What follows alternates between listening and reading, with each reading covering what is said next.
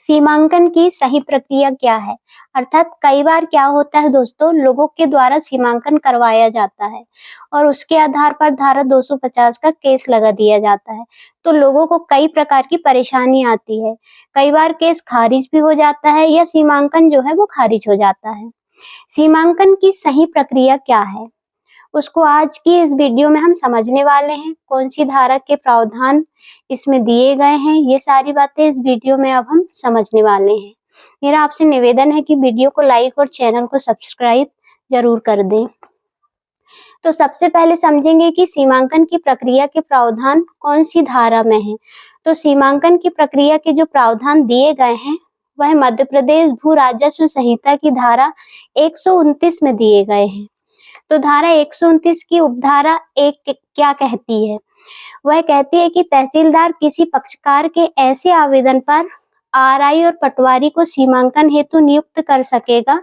तो किसी पक्षकार के आवेदन पर से मतलब होता है कि जब किसी व्यक्ति को, जैसे कि मान लिया जाए खेत बी के नाम पर है और बी चाहता है कि सीमांकन करवाएं, तो ऐसी स्थिति में बी अपने खेत की खसरा बी एक नक्शा और एक आवेदन बनाकर तहसीलदार महोदय के समक्ष पेश करेगा और तहसीलदार उस आवेदन पर से आरआई और पटवारी को सीमांकन करने हेतु नियुक्त कर सकेगा।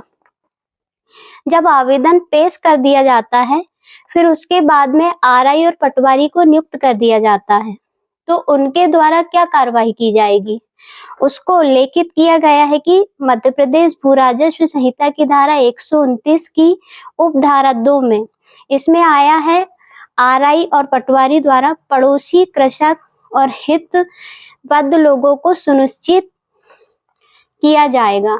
फिर सीमांकन के बाद सीमा चिन्ह निर्मित किया जाएगा, चतुर्थ दिशा तैयार किया जाएगा और यदि सीमांकन में पता चलता है कि किसी व्यक्ति का कब्जा है तो रिपोर्ट में लिखते हुए वह रिपोर्ट तहसीलदार महोदय को प्रस्तुत किया जाता है।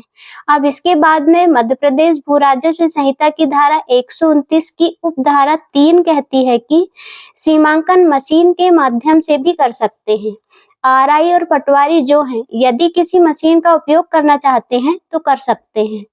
अब इसके बाद में मध्य प्रदेश भू राजस्व संहिता की धारा 129 की उपधारा 4 जो है, तहसीलदार रिपोर्ट प्राप्त होने के बाद हितबद्ध पक्षकार सहित सभी को सुनवाई का अवसर देगा, फिर सीमांकन की पुष्टि करेगा या उचित आदेश पारित करेंगे।